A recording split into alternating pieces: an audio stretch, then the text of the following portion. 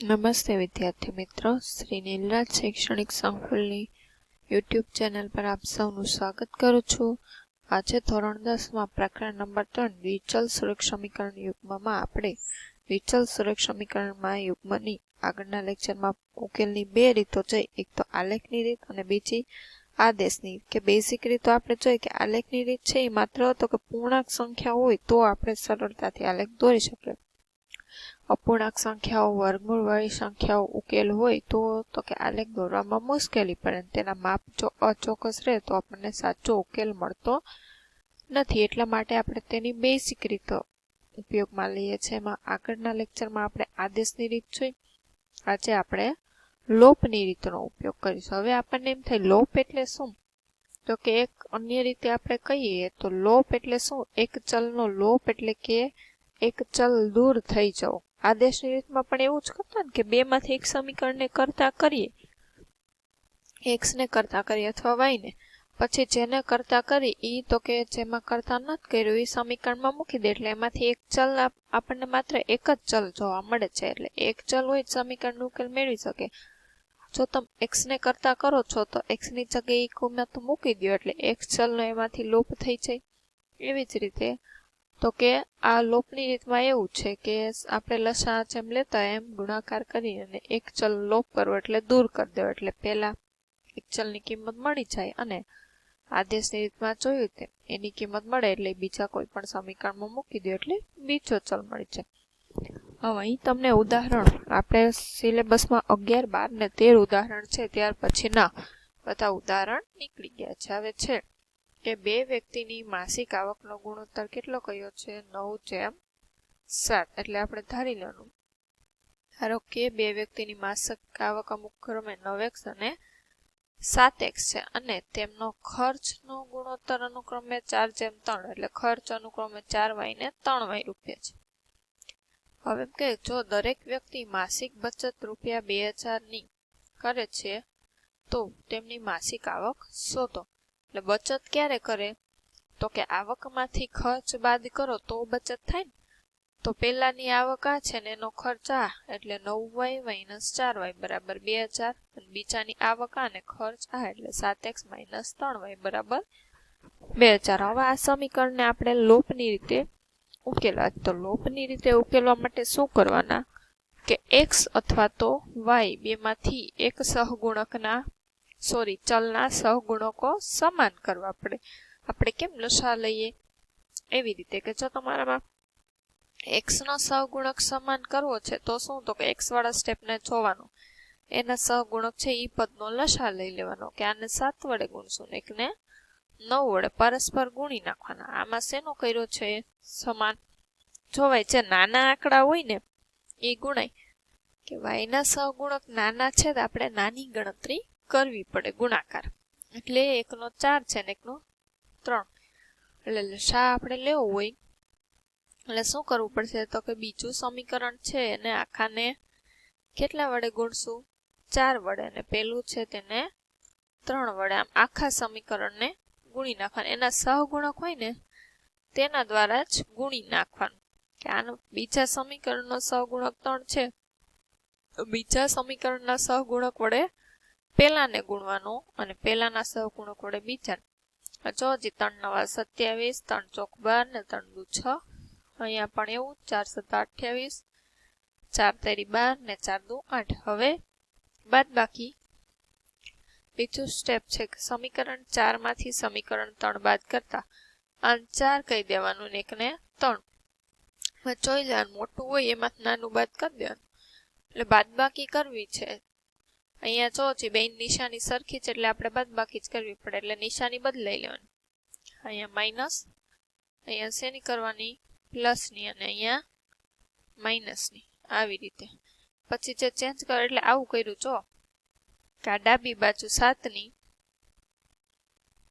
કે જો બે નિશાની અહીંયા તમને સરખી દેખાય એટલે શું કરવાનું? બાદબાકી. અલગ દેખાય તો સરવાળો. કે અહીંયા આ નિશાની માઇનસની અહીંયા છે એટલે તમારે બાદબાકી જ કરવી પડે કે નિશાની ચેન્જ કરી નાખવાની છે. એટલે 28 માંથી 27 બાદ કરશો તો શું વધશે? -x. આવી રીતે બાદબાકી કરી દેવાનું. અહીંયા +12y ને -12y, જો નિશાની બેયની અલગ અલગ હોય તો શું કરવાનો? સરવાળો. અને અહીંયા તમને બે સરખી નિશાની દેખાય બાદબાકી, એટલે બાદબાકી કરવાનું હોય એટલે જે નિશાની હોય એનાથી વિરુદ્ધ. કે અહીંયા કંઈ નથી એટલે પ્લસની છે તો અહીંયા માઇનસની નિશાની કરી નાખવાની, અહીંયા માઇનસની છે તો અહીંયા શેની કરવાની? પ્લસની. અને અહીંયા પ્લસ છે તો અહીંયા માઇનસ. પછી આ જે ચેન્જ કરીને એ નિશાનીને ધ્યાનમાં રાખવાનું કે 28 માંથી 27 બાદ કરો તો x વધશે, પણ મોટું 28 છે તો એની નિશાની અહીંયા +12y -12y કેન્સલ એટલે 0 બરાબર. 8000 માં 6000 બાદ કરશો તો 2000, પણ મોટા પદની નિશાની એટલે માઇનસ. હવે બે બાજુ જો હજી માઇનસની નિશાની છે એ સરખી એટલે સામાન્ય કાઢી લે, ડાયરેક્ટ અહીં x બરાબર 2000 આવ્યો. હવે તો કે x ની કિંમત આપણને 2000 મળી ગઈ. સમીકરણ 1 અથવા તો સમીકરણ 2 કોઈ પણ માં મૂકી દેવાના. આમાં 1 માં મૂક્યું તો 9 દુ કેટલા થાય? 18000 થાય. -4y. આપણે y ની કિંમત શોધવાની છે ને, x ની તો મળી ગઈ. અહીંયા કોનો લોપ કર્યો આપણે? તો કે y નો લોપ લીધો, કે y ચલનો લોપ લીધો એટલે કે એને અદ્રશ્ય થઈ ગયું. એટલે પેલા x મળ્યું. જો અહીંયા x નો તમે લોપ લીધો તો અહીં તમને શું મળત? y મળી જાય. -4y. હવે 18000 સામેની બાજુ જશે તો માઇનસ થઈ જશે.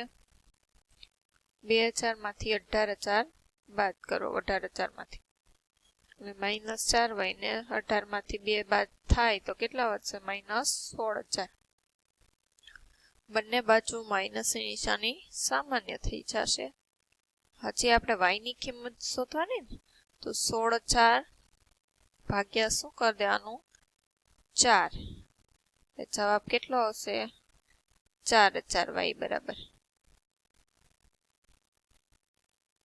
તાળો મેળવવો હોય ચકાસણી કરી નાખવાનો. 18000 નો 14000 નો ગુણોત્તર 9 દુ 2 નવા 18 ને 2 સત્તા 14 આવી ગયો. 4 આવકનો ગુણોત્તર છે તે, અને ખર્ચનો ગુણોત્તર આ બાદબાકી કરશો એટલે 4/3. તો આને આપણે શું કહેવાય? લોપની રીત. જો પરીક્ષામાં તમને કહે નહીં કે કઈ રીતે ગણતરી કરો, સૌથી સહેલી તમને શું પડે? તો કે લોપની રીત.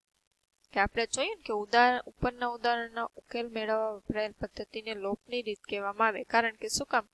કારણ કે આપણે પ્રથમ એક ચલનો લોપ કરીને એક ચલનું સુરેખ સમીકરણ મેળવીએ છીએ ને. જો હજી એક ચલનો લોપ કરી નાખ્યો ને કે y નો લોપ, એટલે તે અદ્રશ્ય થઈ ગયો. આપણે આ સમીકરણને શું કહેવાય? એક ચલનું જ કહેવાય ને સુરેખ સમીકરણ, કે માત્ર આમાં એક જ ચલ છે. અને ઉપરના ઉદાહરણમાં y નો લોપ કરીને આપણે x નો પણ કરી શકીએ છીએ. તમે એમ કહ્યું કે આ સમસ્યાનો ઉકેલ શોધવા આદેશની રીત અથવા આલેખની રીતનો પણ ઉપયોગ કરી શક્યા હોત, પણ તમને લોપની રીત છે એ વધુ સાનુકૂળ રહે. હવે લોપની રીતના સોપાન આપ્યા છો કે સૌ પ્રથમ બંને સમીકરણને કોઈ યોગ્ય શૂન્યતર અચળ સંખ્યા વડે શું કીધું? ગુણવાનું. શૂન્યતર એટલે ખબર છે ને, શૂન્ય સિવાયની અચળ એટલે કેટલા વડે ગુણવું? મેં તમને કીધું ને, સહગુણક હોય ને તેના વડે તમારે ગણતરી કરી નાખવાની. અથવા તો આ બે સંખ્યા 4 અને 3 છે કે 4 ને 3 એનો લસા લઈ લેવાનો. ખબર છે 4 દુ 8, 4 તેરી 12, 3 દુ 6, 3 તે 9, 3 ચોક 12. ઘણી સંખ્યા એવી હોય કે પરસ્પર ગુણાકાર કરતા લસા અલગ હોય. કેવો બેનો લસા? બેમાં સરખી સંખ્યા પેલી કઈ આવી? 12. જોઈ લેવાય કે 4 છે એના ઘડી એમ કઈ સંખ્યા 12 આવ્યું તો કે 3, એટલે 4 × 4, 4 દુ 8 ને 4 તેરી 12, એટલે એને આપણે 3 વડે ગુણ્યું. અને 3 વાળામાં ક્યાં? તો કે ચોથા ક્રમ, એટલે એને 4 વડે. કે ચલ વાળી સંખ્યાનો તમે લસા લઈ લ્યો એટલે તમને સરળ પડે. કે એક સહગુણક શું થઈ જાય? ચલના સહગુણકો સમાન થઈ જાય. એટલે તો કે સમાન થઈ ગયા છે એ લોપ થઈ જશે. ત્યારબાદ શું કરવાનું? તો કે એક સમીકરણમાં બીજું સમીકરણ ઉમેરવાનું અથવા તો બાદ કરવાનું. એવું છે ને, ઉમેરો અથવા એકમાંથી બીજું બાદ કરતા લોપ થશે. એટલે સોપાન 3 મળશે. ઉમેરવું ક્યારે અને બાદ ક્યારે કરવું એ પાછા આપણને પ્રશ્ન થાય ને, કે નિશાની બદલાવાની આવે એ બાદ કર્યું કહેવાય. જો અહીંયા બે નિશાની સરખી હોય, જે ચલનો તમે લોપ લ્યો છો તે, જો અહીંયા એક માઇનસ ને એક પ્લસ હોય ને તો ઉમેરવાનું, તો બંનેનો સરવાળો. પણ નિશાની સરખી હોય તો તમારે બાદબાકી કરવી પડે આની જેમ.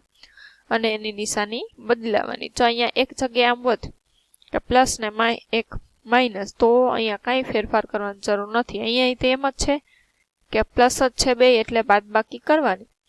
જો અહીંયા બેયની આમ માઇનસ માઇનસ હોત તો શું અહીંયા નિશાની લેવી પડે? પ્લસ. એવી રીતે કે સરવાળો અથવા બાદબાકી. જો બેયની નિશાની સરખી હોય તો બાદબાકી કરવાની, એટલે બધાની નિશાની બદલાવાની. ને અલગ અલગ હોય તો કંઈ ફેરફાર કરવાનો નહીં. હવે એમ કીધું, જો સોપાન 2 માં ચલ ન હોય તેવું સત્ય વિધાન મળે તો સમીકરણ યુગ્મને કેવું કહેવાય? તો કે અનંત ઉકેલો મળશે. કે સોપાન 2 માં ચલ ન હોય એવું તમને સમીકરણ મળે, એટલે કે બે ચલ કેવા થઈ જતા હોય? 0 0. અહીંયા x કેન્સલ થઈ ગયા ને y કેન્સલ થઈ જાય, તો એનો ઉકેલ આપણે અનંત છે તેમ કહીએ. અને આપણને ચલ ન હોય તેવું અસત્ય વિધાન મળે તો સમીકરણ યુગ્મને ઉકેલ નથી, એટલે કે તે સુસંગત નથી. કે ચલ ન હોય તેવું અસત્ય વિધાન મળે તો એના આપણે અનંત ઉકેલ, અને ઓલું ઉકેલ છે જ નહીં, એટલે કે આપણે માત્ર તમને અંક જ મળે તો. હવે એમ કીધું, એક ચલ સુરેખ સમીકરણમાં ઉકેલતા આપણને કોઈ x અથવા y ગમે એક ચલ મળશે. ત્યારબાદ આ ચલની કિંમત છે મૂળ સમીકરણ 2 માંથી એકમાં મૂકી દો, એટલે આપણને બીજો ચલ મળી જાય. જો જે આમાં લોપની રીતે કહ્યું છે, આમાં x ના સમીકરણ સરખા કરવા હોય તો માત્ર પહેલાને જ તમારે 2 વડે ગુણવાનું રહેશે, કારણ કે આનો લસા લેશો 4 આવે, એટલે આને 1 વડે ગુણશો તો એનું થાય કે સમીકરણ 1 ને 2 વડે અને બીજાને 1 વડે ગુણતા પછી બાદબાકી જ કરવાની છે. ઉદાહરણ 13 પણ હોમવર્કમાં. હવે સ્વાધ્યાય 3.4 નો દાખલો પહેલો છે, એ 4 જ દાખલા છે. વ્યવહારિક કોયડા સિલેબસમાંથી નીકળી ગયા. જો જે x + y બરાબર 2x - 3y. આનો તમારે y સરખો કરવો છે. આમ છે x + y બરાબર 5. આપણે સરવાળા કરવાનો દાખલો લઈએ. હવે તમારે y ચલનો લોપ લેવો છે તો શું થશે કે સમીકરણ 1 ને 3 વડે અને બીજાને 1 વડે, કારણ કે આનો સહગુણક 1 છે, ગુણી નાખવાનું. 3x + 3y બરાબર 3 × 5 = 15. અને આને 1 વડે ગુણશો તો શું થશે? તેનું તે સમીકરણ રહેશે. જો મેં તમને આગળ કીધું હતું ને કે લોપ કોનો લીધો છે આપણે? y નો. y ની બે નિશાની કેવી છે? અલગ અલગ. જ્યારે અલગ અલગ નિશાની હોય ત્યારે એનો સરવાળો કરી નાખવાનો, લખ નાખવાનો. સમીકરણ 2 નો 3 નો સરવાળો કરતા એટલે +y ને -y કેન્સલ થઈ જાય. 3 ને 2 કેટલા થશે? 5x. અહીંયા બાદબાકી કરવાની નથી. જો બાદબાકી કરો તો આગળની જેમ આવી રીતે નિશાની બદલવાની, ને પછી આ નિશાની ધ્યાનમાં રહીને તમારે સાદુરૂપ આપવાનું. અહીંયા કેટલા મળશે? 15 ને 4 19. x ની કિંમત શું મળી જશે? 19/5. પહેલા અથવા બીજા મૂકી દો એટલે તમને y મળી જશે. અહીંયા પણ એવી જ રીતે છે, લસા લેવાનો. 6 લસા લેશો અને 3 વડે ગુણશો અને 2 વડે એટલે -6. અહીંયા પણ છેદમાં કાંઈ નથી દેખતો હોય ને, એટલે લસા લઈ લેવાનો છે, એટલે તમારે જવાબ છે x અને y મળી જશે. અહીંયા તમને લોપની અને આદેશની બંને રીતે કીધું છે, એટલે આદેશ ને લોપની બંને રીતે સમીકરણનો ઉકેલ મેળવવાનો, જોવાનું કે બેયમાં જવાબ સરખા આવે છે કે નહીં. સ્વાધ્યાય 3.4 નો દાખલો પહેલો પૂરો કરવાનો. આપણે સિલેબસમાંથી ચોકડી ગુણાકારની રીત તો નીકળી ગઈ છે, એટલે સ્વાધ્યાય 3.4 સુધી છે ને ઉદાહરણ નંબર 13 સુધી. આગળનું કંઈ આ વર્ષ બધું સિલેબસમાં છે નહીં. તો અહીંયા આપણું પ્રકરણ નંબર 3 દ્વિચલ સુરેખ સમીકરણ યુગમાં પૂર્ણ થાય છે. કઈ કઈ રીત જોઈ? આલેખની રીત, આદેશની અને લોપની. ત્રણેય ઉદાહરણમાં જોઈને વ્યવસ્થિત રીતે પાકું કરીને રીત તમારે યાદ રાખવાની છે. સોપાન કે શું કરવાનું, ગણતરી પછી યાદ રાખવાની જરૂર ન હોય, સોપાન યાદ હોય એટલે એ તો યાદ આવી જ જાય. તો અહીંયા આપણે પૂર્ણ કરીએ છીએ. જય હિન્દ, જય ભારત, અસ્તુ.